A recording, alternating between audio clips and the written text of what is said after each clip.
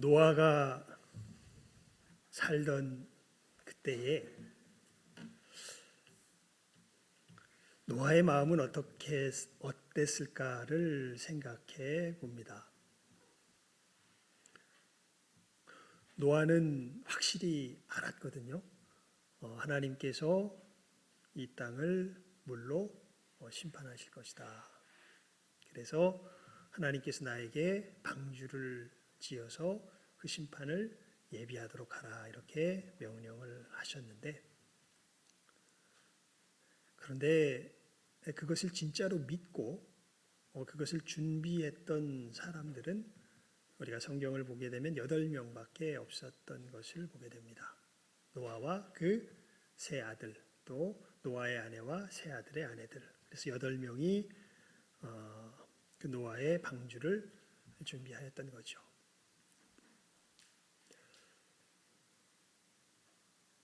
못해도 20억의 사람이 있었을 것으로 추정이 됩니다.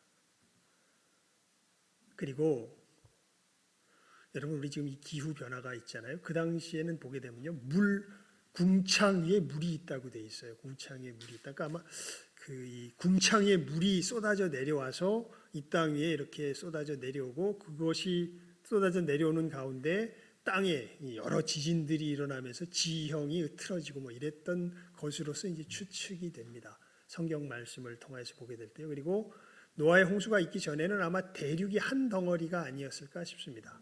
그리고 높은 산도 없었습니다. 그러니까 땅 하나, 바다 하나, 높은 산도 별로 없고, 정말 이 대기권은 이제 우리가 지금은 볼 수 없는 그 물로 이렇게 둘러싸여 있고, 아마 우리가 상상할 수 없었던 좋은 환경에 지구가 펼쳐져 있지 않았을까, 그런 생각이 듭니다. 그렇게 이제 이 20억의 사람들이 거기에 옹기종기 모여서 살고 있는데, 그런데 거기서 노아가 이야기하는 홍수를 귀담아 듣는 사람들은 아무도 없습니다.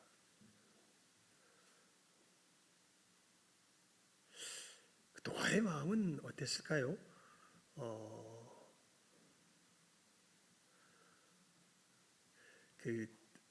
아무리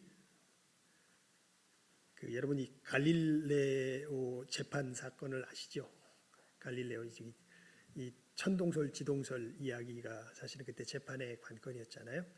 그래서 갈릴레오 갈릴레이가 이제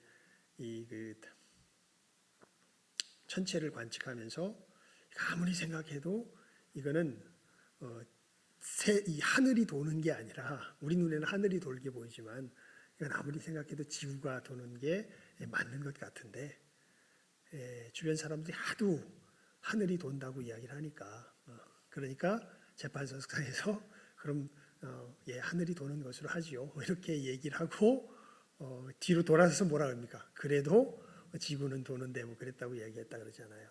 이게 뭔 얘기냐면, 사람들이 그렇게 모두가 다 그렇게 이야기하면 그것이 진리라고 하여도 사실은 우리들 속에서 진리가 아닌 것처럼 그렇게 여겨지게 되는 것이 인지상정입니다. 근데 참 그 성경 말씀에 보게 되면 노아는 그 점에서는 굉장했던 것 같습니다.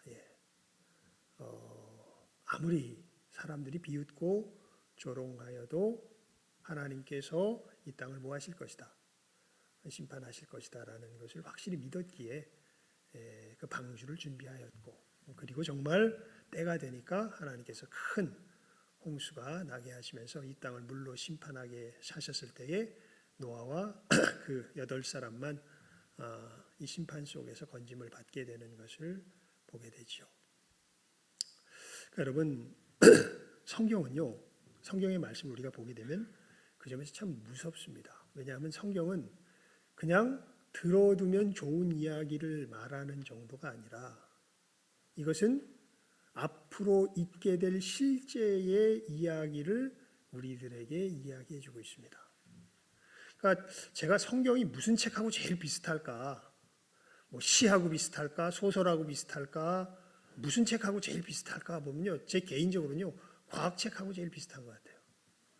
과학이 말하는 게 뭐냐면 있는 것을 있는 그대로 말하려고 하는 것이 이제 과학이 추구하는 바잖아요. 근데 성경을 읽다 보면요, 성경이 결국 말하려는 그 취지가 뭔 것을 보게 되면 실제 있는 것을 그대로 이야기하는 것이 성경의 말씀인 것을 더더욱 깊이 뼈저리게 느끼게 됩니다. 그래서 여러분, 말씀을 제대로 읽으면요 지혜가 생깁니다. 왜냐하면 여기에는 우리들 세상에서 벌어지는 실제의 이야기가 그대로 기록이 되어 있습니다. 어떤 이야기보다 성경의 이야기가 뭐예요? 실제예요. 예.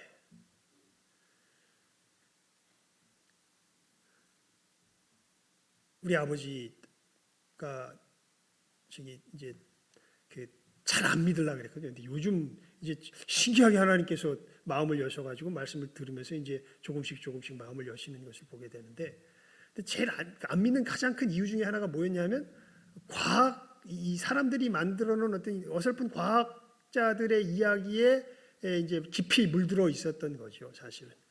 예. 그러니까 자기가 생각하는 그 실제라고 생각하는 많은 것들이 사실은 과학자들이 우리들에게 교육시켜 준 것을 그냥 앵무새처럼 되뇌이는 것에 불과한데, 근데 과학자들도 사실은 그게 실제인지 아닌지는 몰라요. 그냥 과학자들은 그 있는 현상을 기술한 것뿐이지. 뭐 간단하게 예를 들면, 여러분, 우리가 이것을 놓으면 이게 떨어지는 이 현상을 설명하려고 할 때 소위 말하는 중력이라고 하는 개념을 가지고서 설명하면 잘 설명이 돼요. 그래서 중력이라고 하는 얘기가 나왔는데, 지금 모든 사람들은 이게 왜 떨어져? 이렇게 물어보면 왜 떨어진다고 얘기합니까? 중력 때문에 떨어진다. 이게 무슨 얘기냐면 중력이 실제로 있는 것처럼 생각을 해요. 그런데 중력이 실제로 있는지 없는지는 누구도 모릅니다. 그냥 중력은 뉴턴이라고 하는 과학자가 이 물건이 떨어지는 현상을 아주 수학적으로 정확하게 기술하는데 이 중력이라는 개념을 통하여서 이야기를 했더니 잘 맞아서 썼던 개념일 뿐이에요. 이게 왜 이렇게 떨어지는지, 이렇게 떨어뜨리게 하는 우리가 중력이라고 부르는 개념이 실제로 존재하는지 안 하는지 그거는 모릅니다.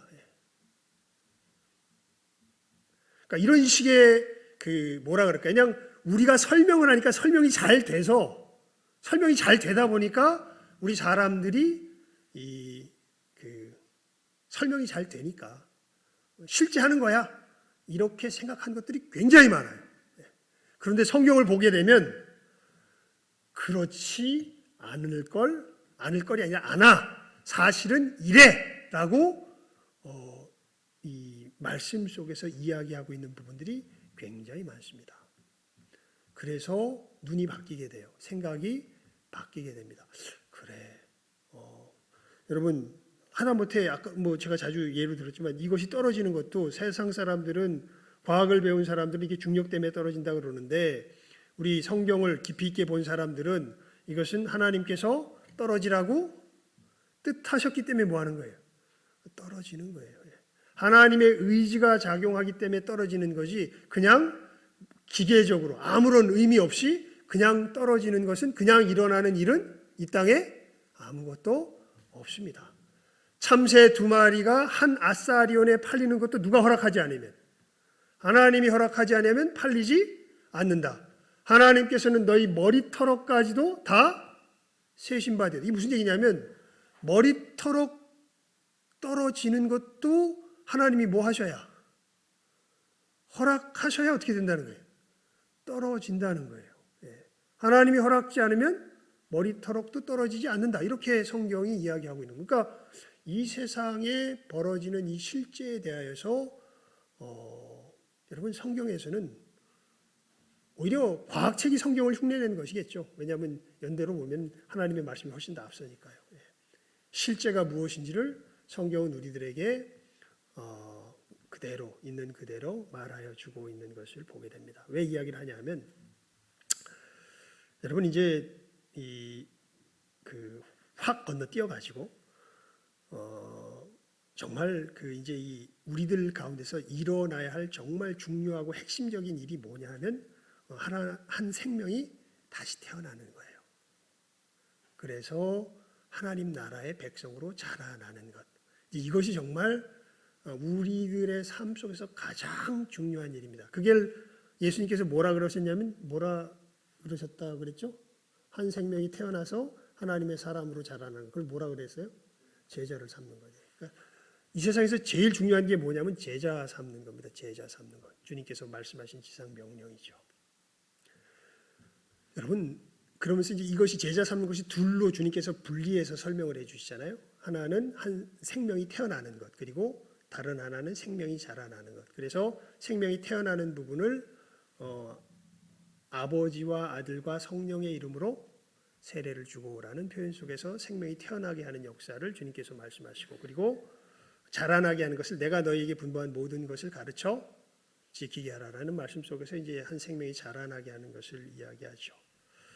자, 그러면서 우리가 오늘 말씀 속에서 살펴볼 것이 무엇이냐면 한 생명이 태어날 때 어떠한 일들이 일어나게 되는가라는 것을 구체적인 특징들을 사실은 오늘 말씀 속에서 아주 이 구체적인 특징을 대표적으로 잘 이야기해 주고 있는 것이 바로 오늘 말씀의 내용이기 때문에 그렇습니다. 그러니까 한 영혼이 거듭날 때, 한 영혼이 탄생하게 될 때, 뭐 똑같이 되진 않지만 이 야곱이 야복강가에서 겪었던 이러한 일련의 비슷한 과정들을 사실은 영혼들이 겪게 되면서 한 생명으로 새롭게 태어나게 됩니다. 사실 오늘 말씀 보게 되면 이 말씀의 내용은 그냥 하나님께서 야곱을 뭘로 바꾸신 날이에요. 이스라엘로 바꾸신 날이 야곱을 이스라엘로 바꾸신 날이잖아요. 그러니까 이 야곱이 이스라엘로 변화되는 이 역사와 같은 일들이 한 생명이 실제로 태어나게 될 때에, 즉 지옥에 속하였던 영혼이 다시 하나님 나라의 백성으로, 다시가 아니라 새롭게 하나님 나라의 백성으로 새롭게 탄생하게 될 때에 일어나는 일들이 있습니다. 그것에 대한 특징이 이제 오늘 말씀 속에 아주 잘 나타나 있는 것이죠. 첫 번째 특징이 뭐냐면요, 우리 24절 함께 읽어볼까요? 시작하면 읽습니다. 시작. 야곱은 홀로 남았더니 어떤 사람이 날이 새도록 야곱과 씨름하다가. 여기 보면 앞에 있는 말이 중요해요. 야곱은 어떻게 남았다? 홀로 남았다. 사실 우리가 이 상황을 보게 되면 이제 에서한테 죽지 않으려고 도망갔던 게 야곱 아닙니까? 그래서 자기 삼촌 라반의 집에 갔다가 거기서 정말 실컷 고생 많이 하지만 하나님의 은혜 가운데 한 재산 잘 이루어 가지고 이제 다시 자기 하나님의 약속의 땅으로 돌아오게 되는데, 이 형 에서가 자기를 맞이하려고 몇백 명의 사람을 데리고서 자기를 맞이하려고 온다라는 소식을 듣고서 이제 야곱이 이제 두려워 떨죠. 형이 나를, 그 앙심을 아직 잊지 않고 나를 죽이려고 하는구나라고 생각하고 하나님께 기도합니다. 하나님, 저를 무사히 여기로 돌려보내 주신다고 했는데 지금 형이 나를 죽이러 오는데 저를 좀 살려주십시오. 기도하고, 또 기도만 해가지고는 또 마음이 불안해가지고, 저 형은 물질을 좋아하는 사람이니까 자기 재산을 갖다가 잘게 나눠서 뇌물을 여러 번 이렇게 갖다 바치는 방식으로 형의 마음을 풀 계획까지도 이제 다 세워놓고 자기의 이 모든 재산들을 따로 띄어서 이렇게 자기 몫으로 남겨놓을 재산과 또 선물로 줄 재산까지 아주 철저하게 분리해가지고 잘 출발시켜가지고 한 때가 만나고 그 다음 때가 만나고, 또 만나는 것도 보게 되면 참 뭐라 그럴까요? 참 좀 얄미워요. 이 보게 되면. 왜냐하면 야곱의 이 아내가 네 사람 아닙니까? 근데 둘은 이제 레아와 라헬의 시종이 아내가 되기도 하고, 레아 라헬이 이제 자기의 진짜 아내죠. 그래서 제일 먼저 에서를 만나서 죽을 사람들은 시종의 아내와 아들들이 제일 먼저 만나게 합니다. 그리고 그 다음엔 이제 이 레아가 나오고, 맨 마지막에 누가 만나게 되냐면 라헬이 만나도록 그렇게 이제 계획을 짜놓고서 그렇게 보내지요. 그러면서 여러분 이 말씀 속에 보게 되면요, 요때까지 자기가 자기 삶의 전부라고 생각했던 그 모든 것들을 하나하나 다 자기 속에서 어떻게 하게 되는 역사가 벌어지냐면 다 띄어내는 역사가 벌어지게 됩니다. 그러니까 어떻게 보면 벌거벗은 상태로 사실은 분이엘에서 야복 강가에서 하나님을 만나게 되는데, 그때 보게 되면은 말 그대로 우리 24절 다시 한번 읽어볼까요? 시작하면 읽습니다. 시작. 야곱은 홀로 이것까지 홀로 남았더니 그냥 홀로 남았더니까지만. 네. 홀로 남았더니. 여러분, 한 영혼이 거듭나게 될 때에 이러한 그 상황이 반드시 벌어집니다. 떠들썩하게 여러 명과 더불어서 하나님을 만날 수가 없습니다. 제가 이렇게 여러 사람들 간증도 들어보고 어떻게 믿음 가운데 거하게 됐는가 쭉 얘기를 들어보자면 한 사람도 예외가 없어요. 늘 모든 것에서부터 격리돼 가지고 하나님 앞에 어떻게 남는 시간? 홀로 남는 시간이 반드시 있습니다. 그 시간은 누구도 함께 할 수가 없어요. 여러분, 여러분의 삶 가운데 이런 시간들을 하나님께서 어떤 경우에는 병을 통하여서 정말 그 외로운 깊은 곳에 홀로 남겨두실 때도 있고요. 어떤 경우는 사회적인 모든 경제적인 여러 상황들과 모든 상황들이 악화되게 하면서 정말 모든 관계들이 다 끊어지면서 하나님 앞에 홀로 남을 수도 있습니다. 하지만 반드시 하나님 앞에 그 영혼이 새로워지게 될 때는 하나님과 그 영혼 홀로 남아서 만나는 이 시간을 하나님이 반드시 갖게 하시는 것을 우리는 야곱의 예에서도 보지만 제가 볼 땐 예외가 없습니다. 거의 모든 사람들이 하나님을 만나게 될 때 이렇게 홀로 만납니다. 그리고 만날 때도 홀로 만나지만 여러분, 사실 우리 요한계시록에도 보게 되면 심판받을 때도 어떻게 하나님 앞에 서게 돼요? 홀로 서게 됩니다. 누구도 같이 못 섭니다. 요한계시록 20장 말씀에 보면 각 사람이 어디 앞에 서요? 하나님의 심판대 앞에 서요. 두 사람이 함께 쓸 수가 없습니다. 반드시 한 사람이 하나님 앞에 서게 되어 있습니다. 그리고 자기의 있는 실체 그대로가 하나님 앞에 그대로 투영되어서 드러나게 되어 있는 것이지요. 그러면서 여러분, 이 사람이 보게 되는 것이 있습니다. 두 번째, 이게 뭐냐면 자기 삶의 진짜 문제가 무엇인지를 보게 됩니다. 그러니까 거듭나는 사람들은 반드시 이러한 역사, 이것이 무슨 뭐 순식간에 일어나든 몇 년의 세월을 걸쳐서 일어나든 그것은 뭐 각자 상황에 따라 다르지만 누구나 예외 없이 이 역사가 일어나요. 정말 내 삶에서 진짜 문제가 무엇인지를 깨달아 알게 되는 역사가 일어납니다. 이 말씀 속에서 보게 되면 여러분, 야곱은 자기 삶의 가장 큰 문제가 지금 뭐라고 생각했냐면 에서라고 생각을 했죠. 이 에서의 문제만 해결되면 내 삶이 제대로 펴지게 될 것이다 라고 해서 하나님 앞에 에서의 문제 해결해 달라고 기도하고 자기가 애를 써서 되게 야비해 보이는 방법이지만 에서의 마음을 누그러뜨리려고 애를 쓰는 방법을 취하고 나서 이제 모든 것, 이제 자기가 할 건 다 했죠. 다 하고 났는데도 마음이 어떻게 돼요?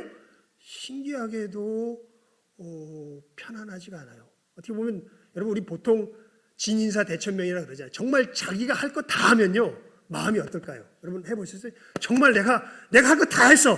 그럼 마음이 어때요? 그럼 좀 편해져요. 아니 이제 몰라. 아니 내가 할 거 다 했는데 뭐. 그런데 오늘 말씀해 보면 야곱은 마음이 편해요, 안 편해요? 마음이 안 편해요. 그래가지고 홀로 따로 떨어져서 어디에 있는 거예요? 야복 강가에 있는데 그때 마침 누가 나타나세요? 하나님이 나타나세요. 그러면서 야곱이 알게 되는 것이 있습니다. 그게 뭐냐면 내 진짜 문제는 내가 지금 닥친 이 에서가 아니라 나와 하나님과의 관계가 진짜 문제다라는 것을 알게 되는 것이죠. 여러분, 정말 이것을 알게 되는 사람은 정말 복이 있습니다.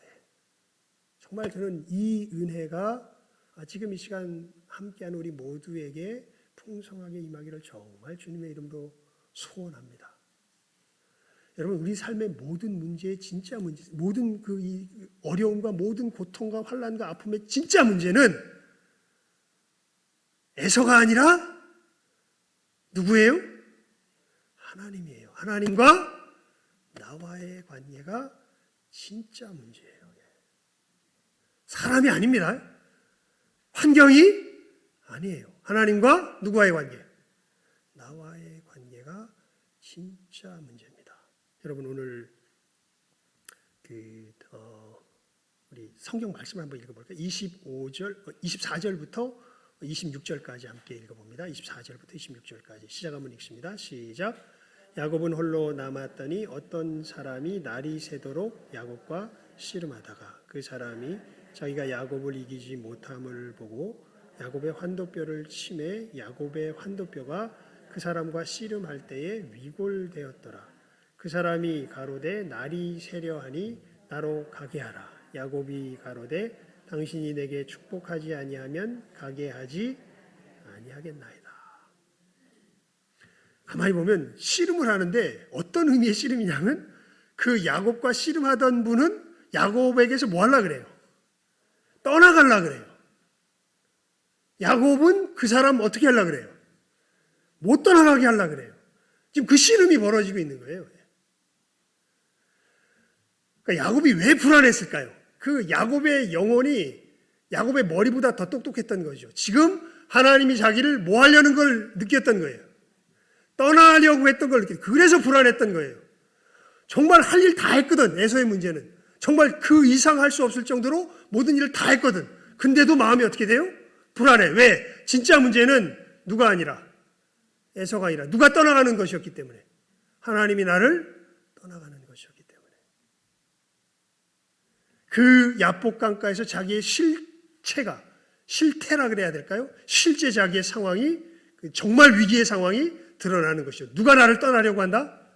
하나님이 나를 떠나려고 한다. 예. 하나님이 얼마나 떠나려고 했는지 야곱의 목까지 쳐요? 환도뼈까지 쳐요. 그래도 야곱은 어떻게 해요? 이게 정말 우리가 다른 거 몰라도 이건 배워야 돼. 그래도 자기 뼈가 부러져도 야곱은 어떻게 해요? 하나님 놔요 안 놔요? 안 놓죠. 예. 이 얘기는 뭔 얘기냐면 아까도 말씀드렸죠. 진짜 내 문제는 누가 아니라 누구다? 에서가 아니라 하나님이다라는 것을 어떻게 보면 신기하게 자기 영혼이 알았던 것이죠. 여러분, 하나님이 왜 야곱을 떠나려고 합니까? 야곱이 죄 때문에 그렇죠. 예, 죄. 그 죄 가운데 거하면서 그 죄 가운데 거하는 자기의 모습을 돌이킬 생각을 안 합니다. 예. 아까도 말씀드렸잖아요. 하나님 앞에 기도해놓고 그 다음에 뭐예요? 그것도 참 야비하게 어떻게 딱 그렇게 할까요? 자기 누굽니까? 자기 시종의 아들들과 몸종이 있던 여자들은 너들 먼저 죽어라. 죽을래 니들이 먼저 죽어라. 내가 제일 아끼는 사랑하는 라헬은 죽어도 맨 나중에 죽어라. 대신 누구보다 먼저 죽어라. 나보다 먼저 죽어.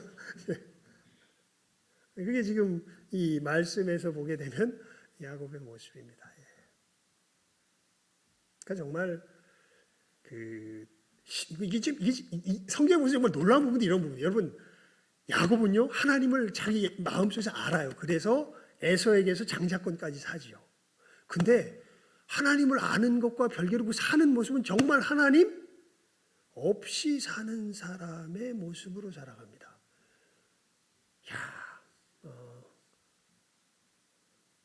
정말 이런 문제와 자식을 가지고 사는 부모의 심정이 이제 하나님의 마음이겠죠. 정말 마음에 드는 게 하나도 없습니다. 그래서 하나님이 오늘 말씀해 보면 뭐 하시려고 하는 거예요? 야곱을 떠나시려고 하는 이러한 모습을 우리가 오늘 말씀을 통해서 보게 되는 것이죠. 여러분, 하나님 앞에서 하나님을 떠나게 하는 우리들의 죄악, 우리들의 잘못을 깨달아 아는 역사가요, 이 한 생명이 거듭나게 돼 변화되는데 반드시 있게 되어져 있습니다. 여러분, 우리가 예수님 안에서 거듭났다면 이 실제적인 죄, 하나님을 향한 실제, 그러니까 이것을 제가 계속 이제 말씀을 전하면서 얘기하면 결국 계속 추상적으로 저한테는 제가 경험을 했기 때문에 실제인데 제가 반복해서 이야기를 하면 여러분들은 계속 추상적으로 들릴 거예요 아마. 그런데 여러분, 우리들 속에요 하나님으로 우리로 떠나가게 하는 이 실체적인 뭐가 있어요? 죄가 있어요. 죄가. 이걸 정말 깨달아 알아서 이것이 이제 뭐로 오늘 말씀 속에서 보게 되면 비유되냐면 환도뼈로 비유되는 거죠. 하나님께서 뭐를 쳐 부수세요? 이 환도뼈를 쳐 부수시죠. 저도 제가 하나님 앞에 그런 죄인이라는 걸 정말 그냥 하나님 제가 죄인입니다. 뭐 잘못했습니다. 그냥 기도할 때 뭐 입버릇처럼 얘기는 했는데 실제로 내가 하나님의 저주 가운데 정말 하나님이 나를 죽이셔야 마땅한 하나님 앞에 정말 극악한 죄인이라는 것을 제가 대학교 2학년 때 제대로 깨달았습니다. 그 전까지는 그때 제 환도뼈가 부러졌겠죠. 그 전까지는 사실은 잘 몰랐어요. 그냥 죄인 이래니까 죄인인가 보다. 양심의 꺼리낌이 있으니까 이게 죄인가 보다. 이렇게 생각을 했지 정말 내가 하나님의 하나님 되심을 짓밟으며 정말 하나님이 나를 죽이고 싶겠구나. 내가 그렇게 하나님 앞에 극악한 죄인이구나라는 것을 그 사건이 있기 전까지는 저도 알지를 못했습니다. 근데 정말 하나님의 백성으로 돌아오게 되는 이 사건이 일어나게 될 때는 내가 이렇게 하나님 앞에 극악한 죄인이구나라는 것을 정말 깨달아는 깨달음이 있죠. 여러분, 그래서 우리 세례 문답할 때 반드시 물어보는 게 그거죠. 당신이 하나님의 진노를 받아 마땅해 죽을 죄인인 것과 이것을 시인하십니까? 이것을 그냥 공식적인 석상에서 묻죠. 근데 그냥 세례 받아야 되니까 많은 사람들이 고백하는데 사실 그것은 굉장히 중요한 질문입니다. 정말 내가 하나님 앞에 그런 죽을 수밖에 없는 정말 극악한 죄를 범한 죄인이구나라는 것을 깨달아는 깨달음이 있습니까? 오늘 말씀해 보면 야곱이 그것을 이 자기의 환도뼈가 위골되는 가운데 사실은 깨달아 알죠. 그러면서 여러분 마지막 벌어지는 역사가 뭐냐 하면 그럼에도 이 하나님의 구원을 얻는 사람은 누구를 놓지 않아요? 하나님을 놓지 않습니다. 참 놀라운 역사입니다. 하나님 맞습니다. 저 그렇게 죄 가운데 있는 죄인인 거 맞습니다. 하지만 하나님께서 그런 나를 사랑하셨잖아요. 하나님 저를 구원하여 주십시오. 주님의 그 십자가 그때 이제 사실은 누가 보이기 시작할까요? 그때 예수님께서 보이기 시작하는 거예요. 그런 우리를 하나님이 어떻게 대하시는지를 누가 명확하게 보여주시는 거예요. 예수 그리스도께서 명확히 보이신 거예요. 정말 이렇게 죽어야 됐기 때문에 이 죄값을 치러야 됐기 때문에 이것이 안 치러지고 우리 죄가 용서될 수가 없었기 때문에 하나님께서 예수님을 보내주셔서 우리는 그 죄값을 치를 수가 없으니까 예수님이 이 죄값을 다 어떻게 하시고 치르게 하시고 그 하나님을 제대로 섬길 수 있어야 되는데 오늘 우리가 오전 시간에 말씀 속에서 나눴죠. 여러분 산자는요 누구를 닮은 자예요? 하나님을 닮은. 어디에서 하나님을 닮은 자예요? 마음으로 하나님을 닮은 자예요. 그냥 행동을 흉내내는 게 아니라 행동 흉내는 마귀도 내요. 하지만 진짜 우리 믿음의 사람들은요 어떻게 보면 행동 흉내를 100% 내지는 잘 못해요. 우리들 속에 여러 가시들이 있거든요. 하지만 무엇이 주님을 닮는다는 것을 알아요. 내 마음이 주님을 닮는다는 것을 알아요. 그것의 가장 두드러진 특징이 뭐냐면 용서예요. 여러분 우리 오늘 봤던 이 누가복음 15장에서도 아버지는 어떤 마음이 풍부해요?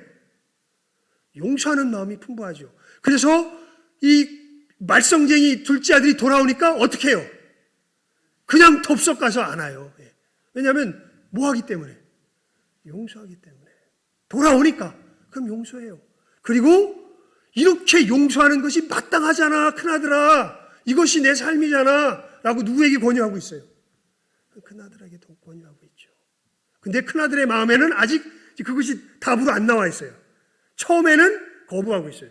저 창기와 함께 재산을 말아먹은 저놈을 맞아들일 수 없습니다. 근데 아버지가 계속 권해요. 아니다. 쟤 죽었다가 다시 살아나지 않았니? 물론 예전에 그랬던 건 맞는데 다시 회개하고 돌아오지 않았니? 쟤를 맞아들이는 것이 그것이야말로 누구의 뜻을 따라 사는 삶이에요. 아버지의 뜻을 따라 사는 삶이에요. 그런데 큰아들이 과연 그것을 맞아들였을까요? 안 맞아들였을까요? 그건 이제 오픈된 퀘스천으로 그냥 말씀 속에서 보면 남아있죠. 여러분, 이 거듭난 영혼들은요, 하나님께서 이렇게 죄인인 나지만 나의 죄를 깨달아 알고 이 죄에서 돌이키기를 간절히 소망하며 하나님을 바라볼 때에 결코 하나님이 우리를 버리지 않으시고 우리를 구원하시는 분이라는 것을 결코 포기하지 않고 뭐하는 사람들이에요? 붙들고 그 하나님의 구원이 임하기까지 뭐하는 사람들이에요? 예, 버티는 사람들이에요. 예. 그 아키발드 알렉산더라고 하는, 그러니까 여러분 이제 우리 신앙, 그러니까 우리 한국 장로교가 가지고 있는 신앙은 굉장히 독특한 신앙입니다. 세계 기독교 역사 속에서 보게 되면요, 우리 같은 신앙을 가진 이 기독교인들이 세계적인 기독교 인구 분포를 보게 되면 그렇게 많지 않아요. 좀 신기하게도. 예. 근데 우리 신앙의 특징을 뭐라 그러냐면 청교도 개혁 신앙이라 그래요. 예. 그래서 우리는 인격적인 이 회심의 체험을 굉장히 중요하게 여겨요. 물론 교회의 전통과 교회 교육도 중요하게 여기지만 이 두 가지를 동시에 강조하는 것이 이 우리 신앙의 이 전통이고요. 이 신앙의 전통을 이제 미국 이 장로교도들 속에서 이제 이 전통이 하나하나 이렇게 세워져간 어떤 신학적인 흐름이 있습니다. 이 신학적 흐름을 세운 사람 중에 한 사람이 이제 아키발드 알렉산더라고 하는 목사님이 계신데, 그 목사님이 이제 이 신방을 할 때에 있었던 한 이야기입니다. 어떤 한 자매가 자기의 죄인됨을 정말 너무나 뼈저리게 알아가지고 정말 이 죄에서 내가 돌이켜야 하나님 나라를 들어갈 수 있을 터인데 그것을 생각하면서 늘 하나님 앞에 회개하며 자기의 죄에서 돌이키기 위해서 애를 쓰고 분투하며 열심을 다했습니다. 그런데 아무리 열심을 다해도 자기 양심이 알아요. 내가 내 스스로 내 죄에서 깨끗하게 하지 못하는 자기의 모습을 알게 됩니다. 그래가지고 이 자매가 이제는 포기를 했어요. 어떻게 포기했냐면, 이제 난 천국 가긴 그런 것 같다, 마음속에서. 그러면 이제 어디로 갈 수밖에 없어요? 지옥에 갈 수밖에 없죠. 그러면서 이제 그 다음 생각을 한 거예요. 그럼 내가 지옥에 가면 어떻게 해야 되나? 그런데 지옥에 가서 있더라도 그래도 나는 하나님 나라 백성처럼 살기 위해서 분투하는 노력을 그칠 수는 없겠다. 안 되는 건 안 되는 건데 그 천국 소망을 지옥에서라도, 이 사람이 솔직한 심정이죠. 내 부인할 수는 없겠다라는 그 생각 속에서 하나님, 저 지옥 갈 수밖에 없는데 그래도 천국 소망 부인할 수가 없는데 어떻게 하면 좋을까요? 이렇게 고민하며 고통하는 가운데 하나님이 누굴 보여주셨을까요? 우리 주 예수 그리스도를 보여주십니다. 그리고 알게 되죠. 야, 이거 내가 천국 가는 것은 내가 분투하고 노력해서 가는 것이 아니라 누가 건져주심으로, 예수께서 나를 건져주심으로 가게 되는 것이구나. 그러니까 여러분, 내 삶의 진짜 문제, 홀로 남아서 하나님과의 관계가 문제되는 것을 알고 하나님과 내 사이를 맡고 있는 이 죄 문제로 고통하며 씨름하는 가운데 이 구원의 소망을 놓지 않고 하나님 앞에 끊임없이 붙어서 씨름하며 나아갈 때 하나님이 반드시 누구를 보여주세요? 우리 주 예수 그리스도를 보여주세요. 야곱이 변하여 뭐가 되는 것처럼 이스라엘이 되는 것처럼. 여러분, 우리 그리스도인들은 이러한 과정이요, 누구나, 그러니까 어떤 그 구체적인 모양의 차이는 있어요. 하지만 이 과정 자체가 없이 그리스도인이 되는 사람은 아무도 없습니다. 누구나 다 그리스도인이 된다면 이 과정을 거쳐요. 홀로 하나님 앞에서 내 자신의 죄인됨을 깨달아 알고 이 죄 가운데서 내가 어찌할 수 없는 내 모습을 바라보며 하나님의 예수 그리스도 안에 있는 이 도움의 손길 가운데 나를 건지시는 하나님의 구원의 역사를 맛보아 알게 되는 그 순간 이 사람은 어떤 사람이 되는 거예요? 거듭난 하나님의 백성이 되는 것입니다. 그래서 여러분 이것은요, 어떻게 보면은 우리 편에서는 제가 그래서 이런 표현으로밖에는 표현이 잘 안 돼요. 코끼리 발로 찔러 죽이기랑 비슷해요. 우리 진짜 구원의 역사가 일어나는 건 결국 누구의 손에 달린 거예요? 하나님 손에 달린 거예요. 하나님이 역사하셔야 돼요. 이렇게 이 야곱의 이름을 이스라엘로 바꿔 주셔야 돼요. 근데 그때가 되기까지 놀랍게도 하나님의 백성이 되는 사람은 하나님을 붙들고 결코 뭐하지 않아요. 놓질 않아요. 그러니까 이 부분에 있어서는 확실히 우리의 믿음이 있는 것이 분명합니다. 그리고 하나님의 역사가 임하면 그 영혼은 깨달아 알아요. 무슨 얘기냐면요, 여러분 예수를 믿게 된 사람은, 그래서 제가 그런 표현을 쓰죠. 제대로 된 믿음 가운데 거하게 되면요, 내가 믿어야지 이렇게 믿는 게 아니라 그냥 예수님께서 내 죄를 위해서 십자가에 죽으셨음이 어떻게 될까요? 믿어져요. 그거는 선물로 받아요. 하지만 이 과정을 겪어서 받아요. 정말 내 자신의 죄인됨에 슬퍼하고 고통하는 가운데 하나님께서 이런 나 같은 죄인을 위하여 예수 그리스도를 보내셨음을 그 영혼 깊은 곳에서 하나님과 1대1로 만나서 깨달아 알게 되고, 어떻게 보면 이렇게 표현할 수도 있을 것 같아요. 계시를 받아요. 그런 점에서 보면 예수님의 십자가가 누구 죄를 위한 것이라는, 내 죄를 위한 것이라는, 그래서 알아요. 자기 속에서. 여러분 이 영혼들은요, 지옥에 대하여서 걱정하지 않게 됩니다. 무슨 얘기냐면, 예수를 믿어서 여러분 이제 믿는 믿음이 생겼어요. 정말 그래, 누가 뭐래도 예수님께서 내 죄를 위해서 죽으셔서, 이 믿음이 있는 사람이 그 믿음이 생긴 다음부터는 이제 완전히 천사가 될까요? 아닙니다. 천사 아닙니다. 그렇게 걸어가면서도 또 자기 속에 있는 육체의 옛 습관과 여러 가지가 불쑥불쑥 튀어나오면서 우리들 속에서 옛 모습들이 나올 때가 있어요. 그리고 그 옛 모습이 나올 때가 되면 이 사람의 구원의 확신이 여전히 유지가 될까요? 그것이 툭툭 튀어나올 때 조금씩 흔들릴까요? 자기 감정 속에서 조금씩 흔들립니다.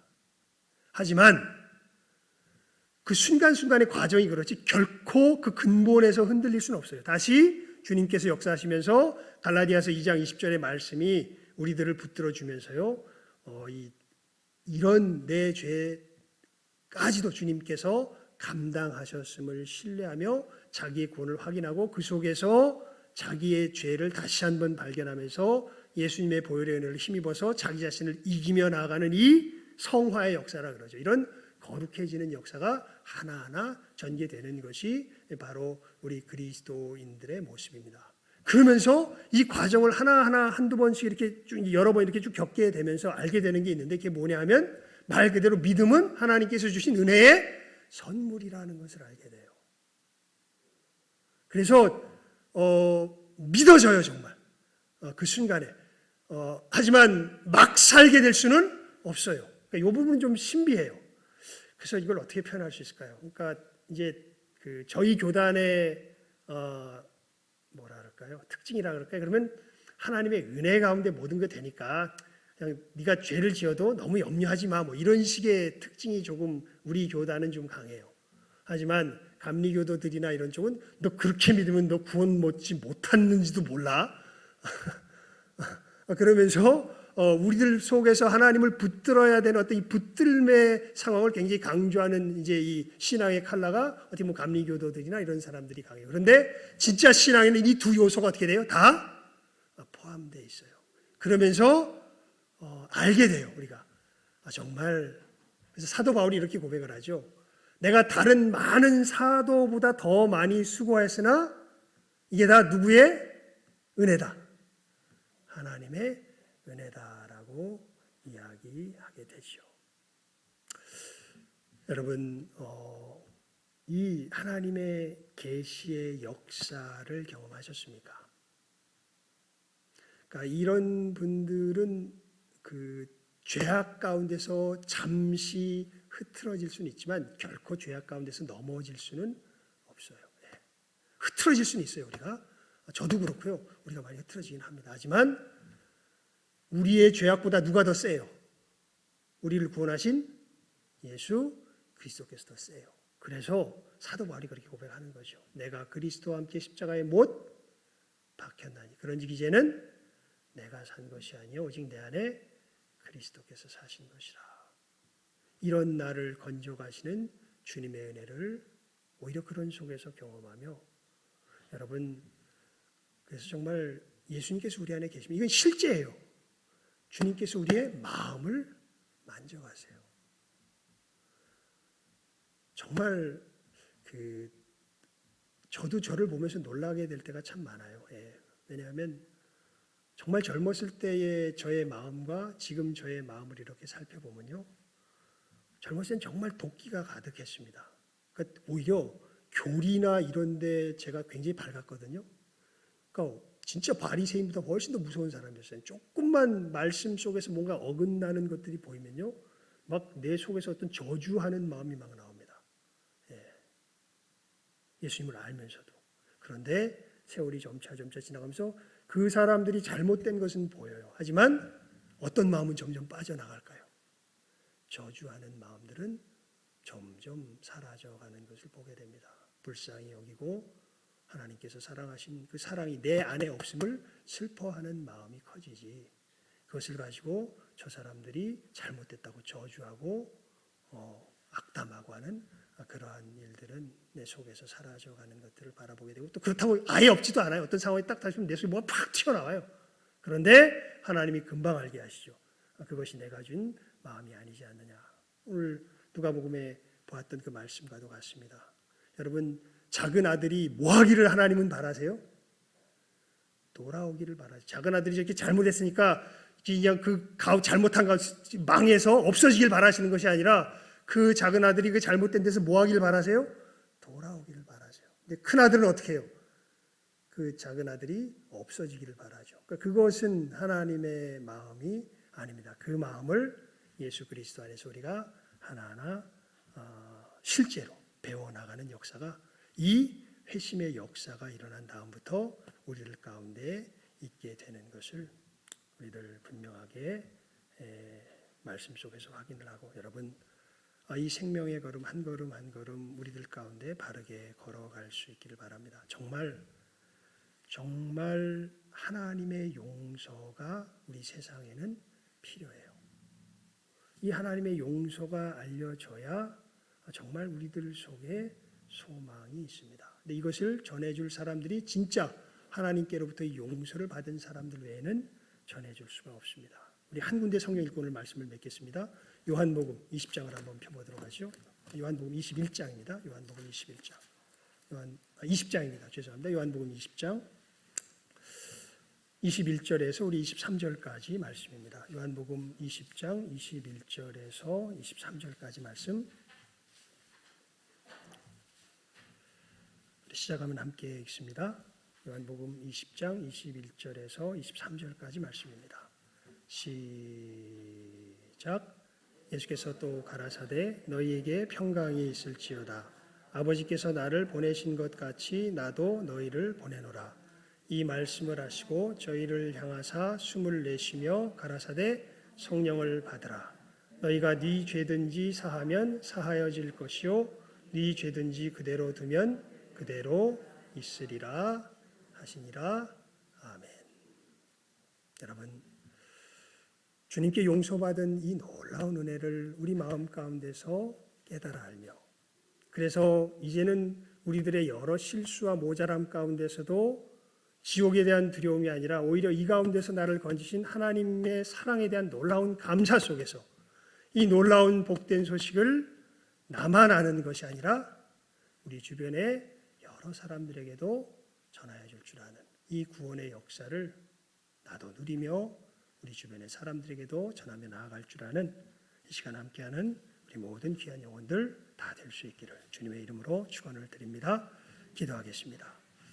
하나님 아버지, 저희들 오늘 야곱이 이스라엘로 변화되는 참으로 이 한 영혼이 변화되는 역사를 바라보며 하나님께서 우리 한 영혼들을 새 생명 가운데 탄생시키실 때에 어떤 일들이 우리들 가운데 일어나게 되는가 저희들 그 과정들을 살펴보았습니다. 하나님, 우리 주변에 많은 사람들 주님께서 부르시며 이 과정의 길을 겪게 하시는 것 이제 저희들 깨달아 알게 하여 주시고 하나님 참으로 우리 주변에 각 과정 속에 어디에 속하여 있는지 알지 못하는 여러 사람들 우리 주변에 있는 것 믿음의 눈으로 바라보게 하시고 하나님 정말 큰아들과 같이 참으로 그 과정 속에서 주님께 돌아오는 과정에 있는 사람들을 저희들 거부하며 외면하는 저희들 되지 말게 하여 주시고 그 모든 사람들 그 아버지와 같이 정말 따뜻하게 마음으로 품으며 그 역사가 일어날 때까지 붙들어주며 하나님의 역사의 통로로서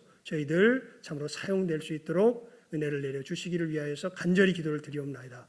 혹여 참으로 오랜 세월 동안 믿음의 길을 걸어오며 또 교회 속에서 신앙생활을 했지만 아직도 하나님께서 우리 주 예수 그리스도 안에서 우리를 용서하시니 놀라운 사랑을 마음 가운데 확신하지 못하고 있던 영혼들 하나님 야곱의 끈기를 더하여 주시옵시며 자기의 믿음의 세월을 자랑할 것이 아니라 진실로 이 하나님의 은혜가 내게 임하였는가를 정직한 마음으로 살필 줄 아는 은혜가 있게 하여 주시고 하나님 우리 모두가 이 은혜 가운데서 새롭게 하시는 하나님의 역사를 맛보아라 우리에게 진정한 소망을 주시고 사랑을 주시고 평화를 주시는 이 하나님의 능력의 놀라운 참으로 셈이 되게 하여 주시며 이 놀라운 은혜를 전하는 통로로서 우리의 복된 삶 살아갈 수 있도록 이 은혜를 모두가 다 풍성히 누리는 이 시간 함께하는 모든 복된 영혼들 참으로 우리 신성교회의 모든 귀한 영혼들 다 되게 하여 주시기를 간절히 바라옵고 소원하며